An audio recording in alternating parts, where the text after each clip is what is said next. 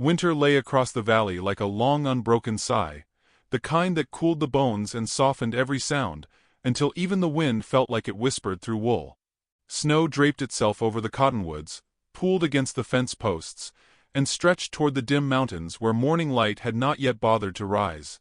In that pale hour before dawn truly claimed the sky, Betty May Whitlow swung her axe into a block of frozen pine, each strike sharp enough to echo through the emptiness around her cabin. She was 23, young by years but aged by solitude, the kind that does not wrinkle the skin so much as it presses shadows behind the eyes. Her breath rose in faint silver clouds, drifting like prayers too shy to reach heaven. She had grown used to winter's voice, its low moan across the chimney, its steady drifts piling against her door. Loneliness had become a companion she no longer argued with, a stillness she had worn down until it fit like an old coat. 3 years alone had taught her how to split wood, mend roofs, survive fever nights that nearly took her, and quiet the ache of conversations she would never have. Still, some mornings she paused between swings of the axe, letting her gaze wander across the valley, as if expecting someone to wander out of the snow. No one ever did. Inside the barn her mare shifted weakly, hooves scraping the frozen ground. Betty finished stacking the last of her wood and stepped toward the stall, brushing snow from her sleeves as she went. The horse nudged her shoulder with a gentle desperation, ribs showing through winter-thin hide. Betty stroked the animal's neck, murmuring soft encouragement, though she knew both of them survived on little more than stubborn will, and whatever scraps the cold had not yet stolen. When she returned to the yard, dawn had bled a faint copper across the horizon. She paused, listening. Something felt different, though she could not name it, like a note out of place in a song she knew by heart. The air held a strange tremor, a quiet vibration in the snow. Her fingers tightened around the handle of the axe. She scanned the field, but nothing moved except the wind stirring loose powder from a fence rail. By midday she was inside the cabin stirring a thin stew when that same vibration rose again, soft but unmistakable. A rhythm. A pattern. Footsteps. Not the skittish pattern of a deer, not the dragging stride of a rancher hauling through the cold. These steps held weight. Deliberate. Heavy. She set the spoon down slowly, and reached for the small rifle leaning against the hearth. Her heart quickened, not from fear exactly, but from the sudden reminder that the world still held strangers she did not understand.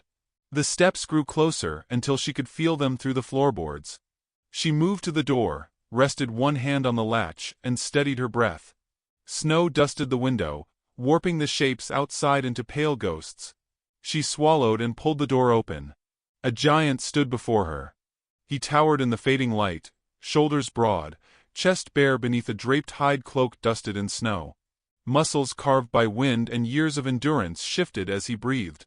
Dark braids hung over his back, though a few strands clung to the cold across his jaw. His eyes held the calm of a man who had seen storms break and return again.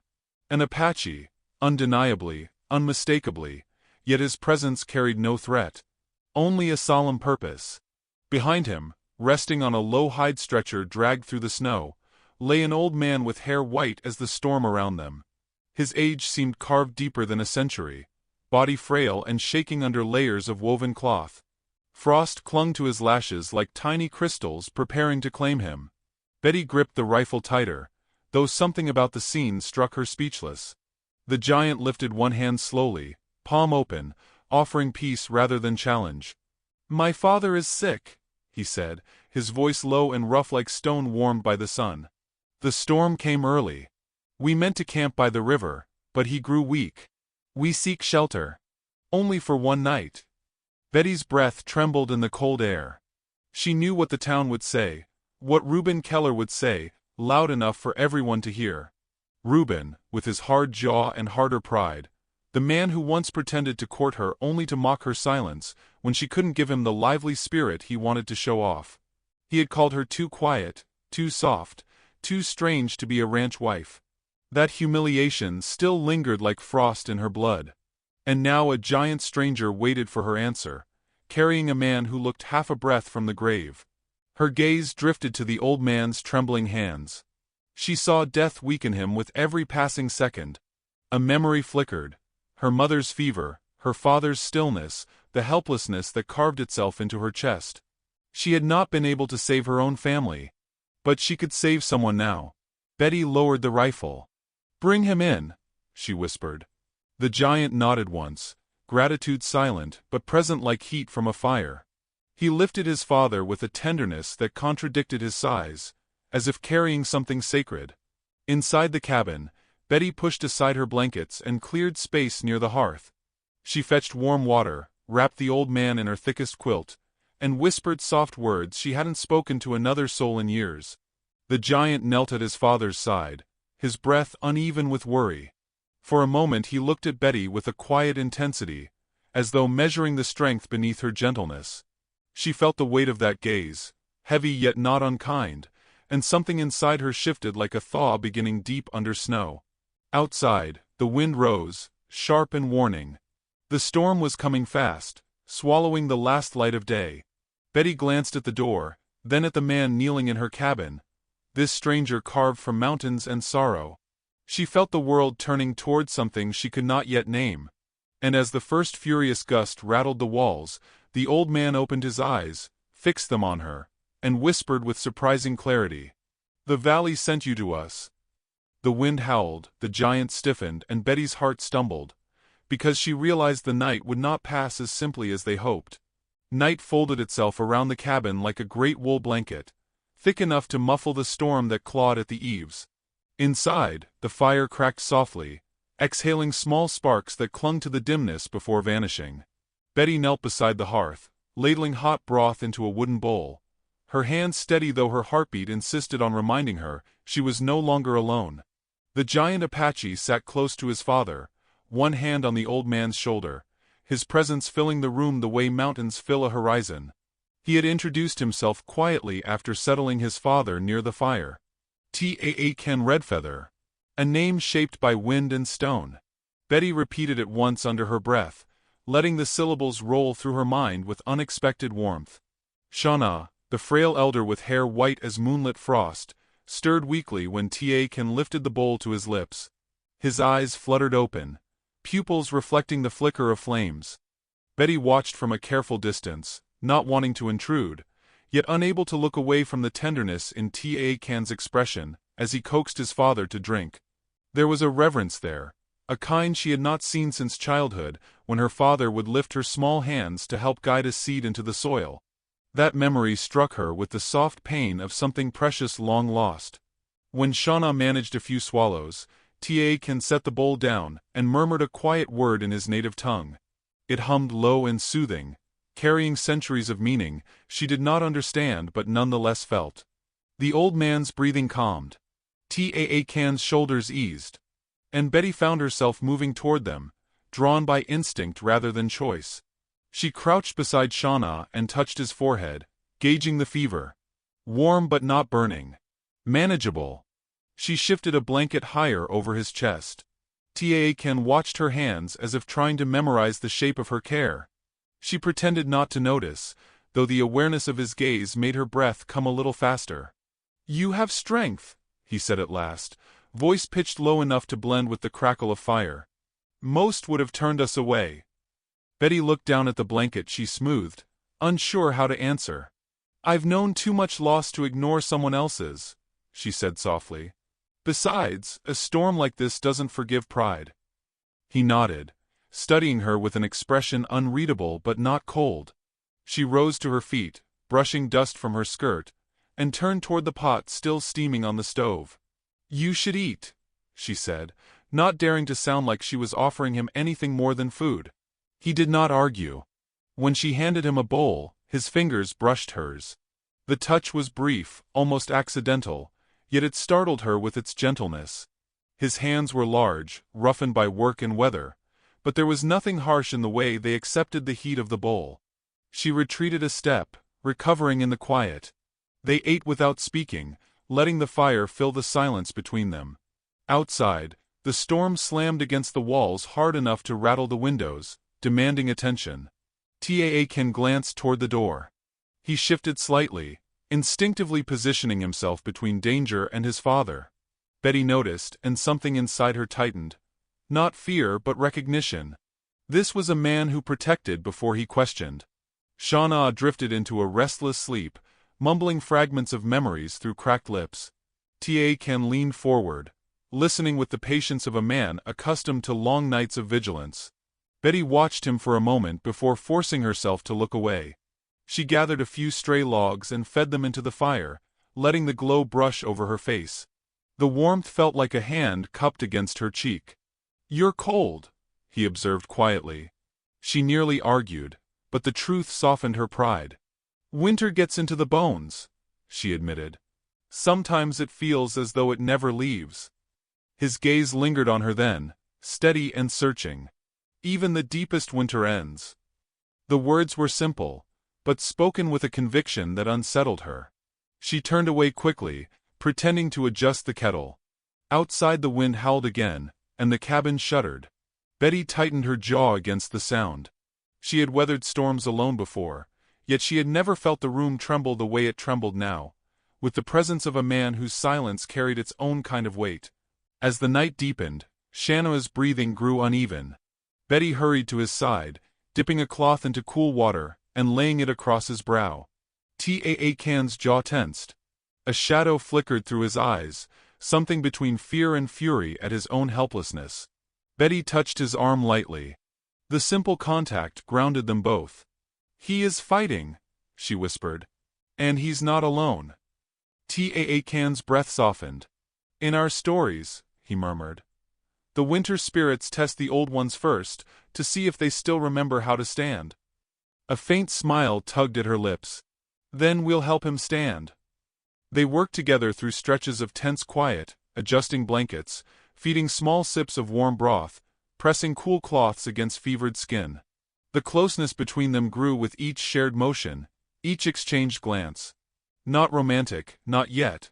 Something deeper, something rooted in the shared labor of trying to keep another soul tethered to the world. Hours passed.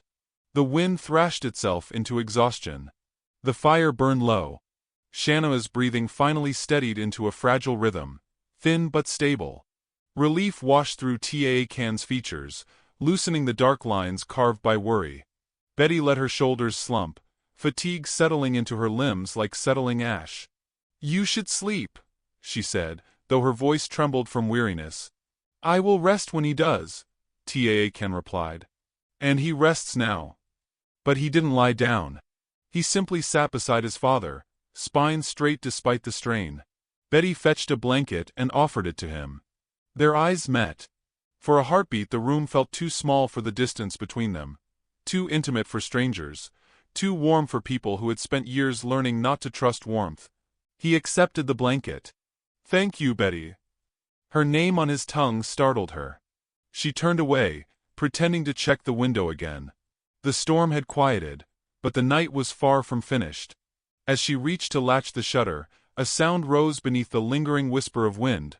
Distant, rhythmic, unmistakable. Hoofbeats. Approaching fast through the snow.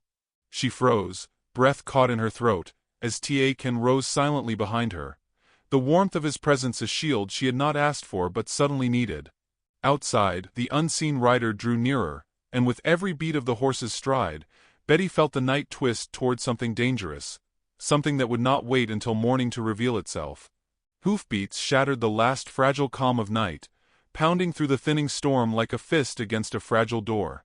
Betty felt the sound before she fully understood it, a distant tremor that crawled up through the floorboards and stilled the breath in her chest. Ta Ken was already standing, broad shoulders tense, eyes narrowed with the instinct of a man who had spent his life listening for danger long before it announced itself. The fire's glow flickered across his face, carving sharp lines of readiness where gentleness had rested only minutes before. The rider drew close, snow crunching beneath hooves, reins jerking with impatience. Betty's pulse hammered against her ribs. Ta Ken moved slightly in front of her without thought, not touching her, merely stepping into the space where her fear lived. That small gesture loosened something deep inside her, something she didn't want to examine too closely. Not yet. A fist pounded on the door. Betty exhaled shakily and unlatched it. The gust of cold that followed carried in the scent of wet leather and bitterness. Reuben Keller sat on his horse, lantern raised high, its light slicing across T'Ken like a blade. The moment Reuben's eyes landed on the giant Apache beside her, something ugly twisted across his face. "I knew it," he sneered. "Tracks by your fence. Smoke from your chimney. You taken to harboring wild men now, Betty?" T'Ken didn't move. His stillness held its own warning, though his hands remained empty. Betty stepped forward, chin lifted just enough to hide the tremor in her voice. "They needed help. His father is sick." Reuben scoffed. "Sick? That's what he told you. You're too trusting. They're dangerous. Every ranch from here to the river knows it." His horse shifted, sensing the tension. T'Ken's gaze did not flicker, but Betty felt a quiet fury radiating off him, a restrained fire rather than an uncontrolled blaze. It made Reuben's bluster feel small. "You should leave," she said, softer than she intended. "It's late." Reuben leaned down in his saddle, face reddening with indignation. "You think I'll ride off while you keep a savage in your home? After everything I tried to do for you?" The memory struck like cold water. His loud laughter in the general store, the way he told the men that courting her had been a charity on his part, since she had nothing to offer but silence. She had swallowed that humiliation whole. She would not swallow this. "You didn't do anything for me," she said evenly. "And he's not a savage. He's a man with a sick father." Reuben saw something in her eyes then, something that unsettled him. Perhaps it was the firmness she had never shown him. Perhaps it was the way she stood closer to T'Ken than she realized. His jaw clenched. "This isn't over," he snapped. "I'll be back when the sun's up. And he better be gone by then." He yanked the reins and rode off, snow spraying behind him like shards of broken moonlight. Betty shut the door, leaning against it as the cold air slipped out of the room. T'Ken stayed where he was, watching her with an expression she could not decipher. "You defended us," he said slowly.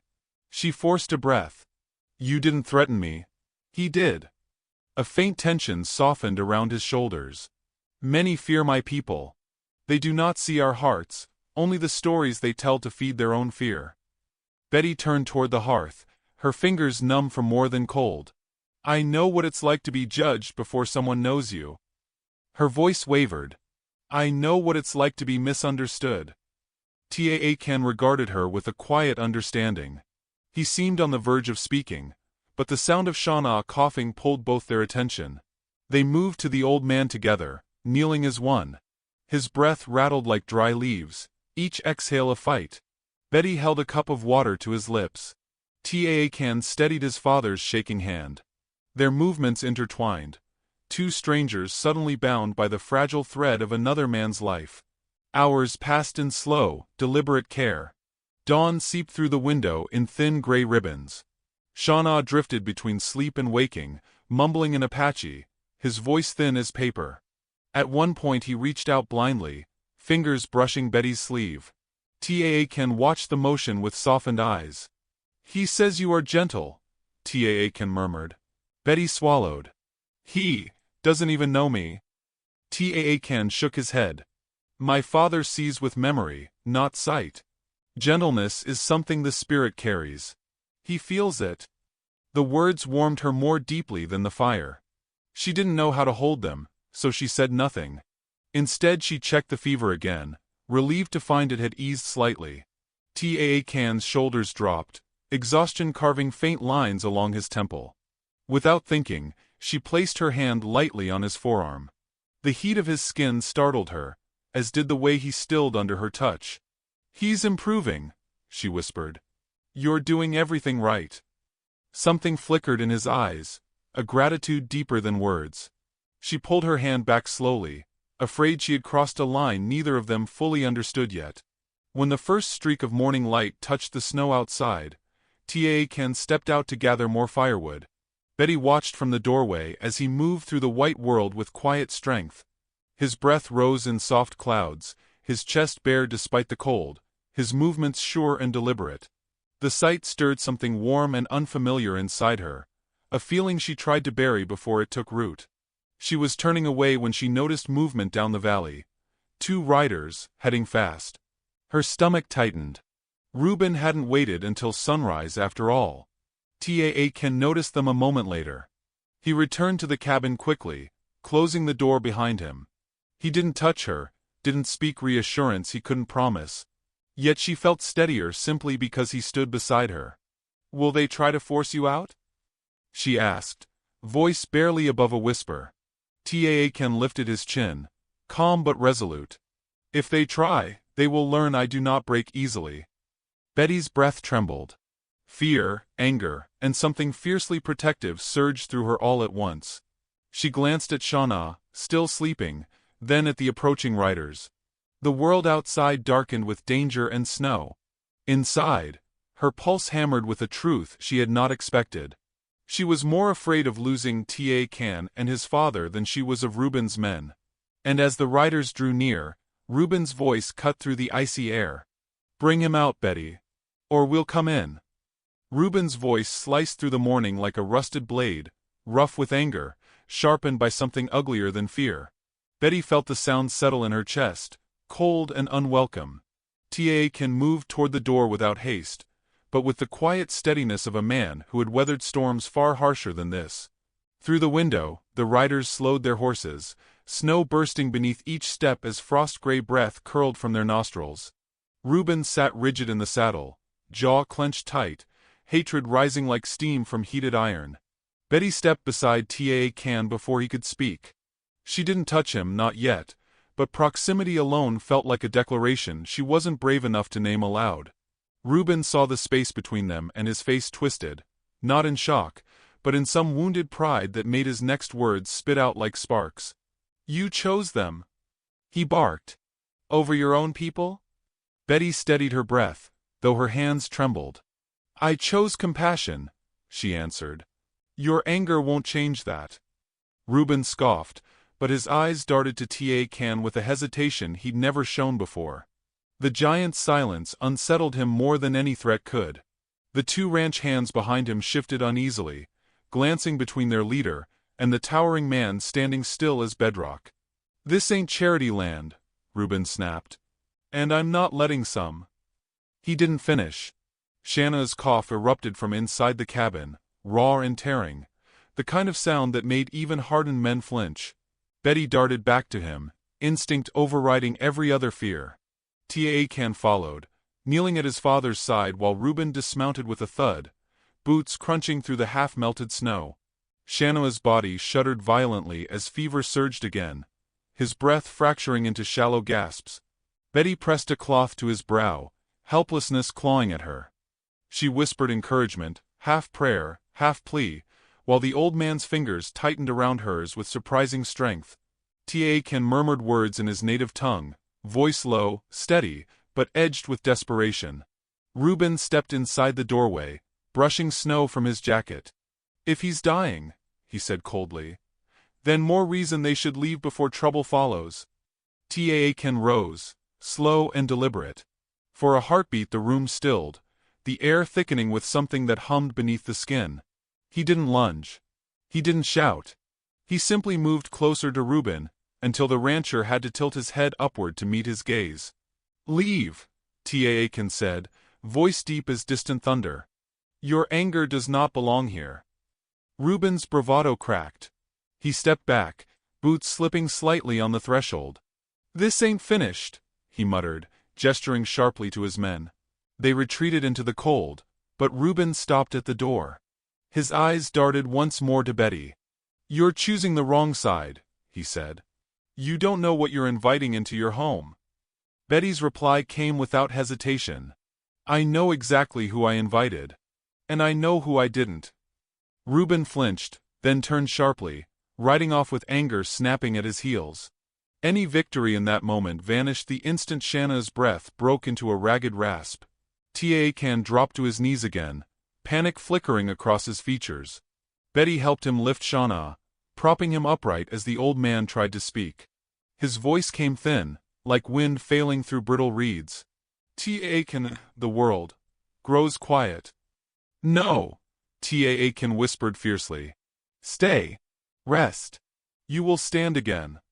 Shauna smiled faintly, eyes drifting toward Betty. "The valley girl, holds the winter at bay. Betty felt tears sting but forced them back. Now wasn't the time for weakness. She dipped cloths in cold water, soothed the fever, steadied the old man's trembling hands. T'Aken watched her with a rawness she'd never seen on any face. Not admiration, not gratitude, something deeper, something aching. The fever stretched through slow hours, testing them both. Betty moved tirelessly, refusing rest even when her arms shook. T'Aken shadowed every motion, mirroring her urgency. Their breaths mingled in the tight space, their shoulders brushed in constant motion, and each time they touched accidentally, something electric stirred beneath the exhaustion. When Shauna finally drifted into a calmer sleep, the relief was so palpable Betty sagged against the hearth. Her hands, still damp from cooling cloths, trembled uncontrollably. T'Aken noticed instantly. He knelt beside her, his presence a warm barrier against the cold. "You have done more than anyone," he said softly. "You have given him another sunrise."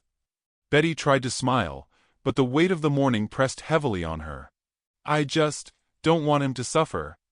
T'Aken reached for the cloth still in her hand, and gently took it from her fingers, folding her shaking hands between his palms. His touch was unexpectedly careful, as though afraid to bruise the fragile steadiness she tried to hold. She didn't pull away. Couldn't. "You should rest," he murmured. "So should you," she answered. Their foreheads nearly brushed before she realized how close they leaned. She pulled back sharply, breath catching. T'Aken looked away immediately, a flicker of something like guilt, or restraint, passing across his features. The moment hung between them, warm, trembling, unfinished. Evening crept in with a soft blue glow, painting the cabin in the muted hues of quiet sorrow. Betty stood outside for air, though the cold bit sharply at her cheeks. T'Aken remained inside with his father, murmuring stories that drifted faintly to her across the stillness. She looked toward the valley. Reuben's riders left no tracks now. Fresh snow had already claimed the evidence. But a heaviness clung to the horizon, a tension as tangible as distant thunder. She turned to step back inside when the door creaked open behind her. T'Aken stood there, a shadow against the firelight, weary but unbroken. "Betty," he said quietly. She stiffened. The way he said her name always pulled at something deep in her. "My father," his voice faltered, and for the first time since she met him, she saw fear unguarded in his eyes. "He grows weaker. The fever rises again." Betty moved past him quickly, heart pounding. She knelt beside Shauna, feeling the heat radiating from his skin like a fire out of control. His breath came in shallow gasps, his body trembling. She looked up at T'Aken, the truth hitting hard and merciless as winter steel. "If we don't act now," she whispered, voice breaking, "we may lose him tonight." T'Aken's face tightened, anguish carved deep as canyon walls. But Shauna's eyes fluttered open then, fixing on both of them with startling clarity. "I must speak," he rasped, "before the night takes what morning cannot return." Betty froze. T'Aken leaned closer, dread thickening the air. Shauna exhaled a trembling breath and whispered, "There is something you both must hear." Shauna's voice trembled like a branch straining beneath too much snow, yet the words he forced into the air carried the weight of an old man who had outlived droughts, wars, and winters that swallowed entire villages. Betty leaned closer, fear tightening her breath, while T'Aken pressed his father's frail hand against his forehead as if willing strength back into it. The fire flickered weakly, casting shadows that shivered across the walls, mirroring the tremor in Shauna's chest. "My time draws short," Shauna whispered, each syllable a fragile ember. "But not my purpose. I have seen what lies beyond the storms." His eyes drifted toward Betty. "You are the shelter my son has wandered toward his entire life." Betty felt warmth bloom beneath her ribs and fear coil around it, unsure which feeling wanted dominance. T'Aken inhaled sharply, his brows tightening. "Father," he murmured, voice cracking. "Rest now." But Shauna's fingers tightened around Betty's hand with surprising strength. "You fear loneliness," he said to her. "But he fears a world without you." Then he turned to his son, breath shuddering.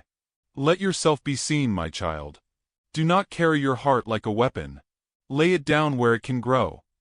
Taakan bowed his head, jaw trembling. Betty placed her other hand on Shanna's shoulder, whispering for him to save his strength. But he had already given his final offering. His chest rose once, slowly, like a tide gathering itself for the last time, then fell with a faint release, soft as snow settling. Silence filled the cabin. Not the peaceful quiet that follows a prayer, but a hollow, aching stillness that seemed to swallow all the air around them. Taakan did not cry out. He did not break.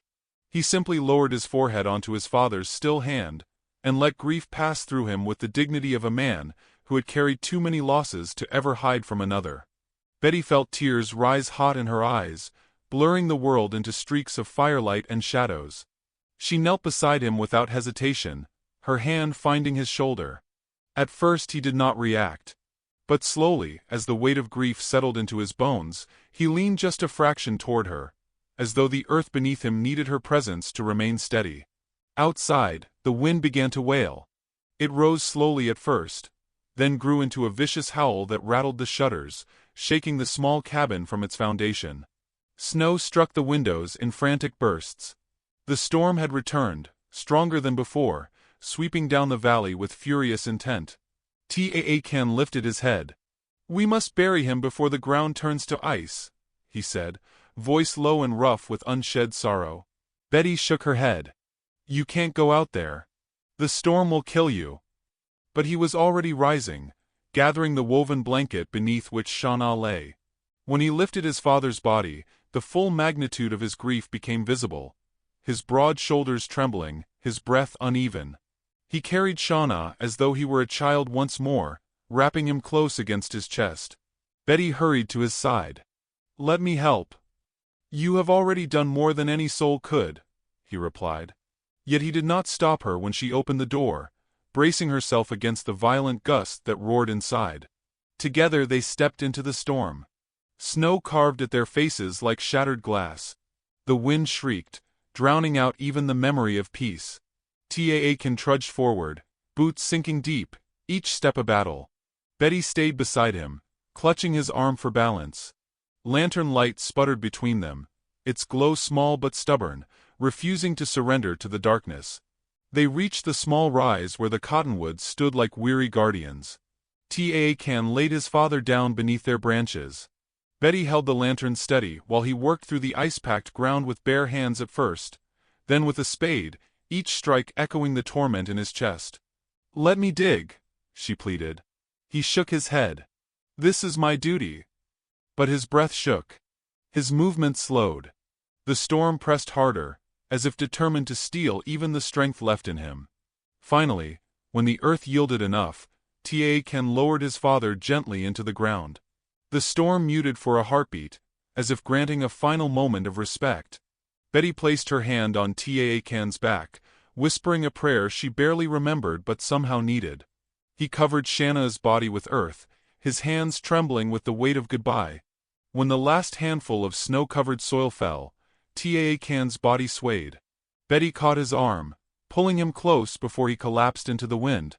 Their foreheads touched, breath mingling in the freezing air. His grief radiated through him like storm-warmed steel. "You do not have to carry this alone," she whispered. His voice cracked. "It is all I have ever known." "Not anymore," she wanted to say. But the storm answered for her, slamming against them with renewed fury.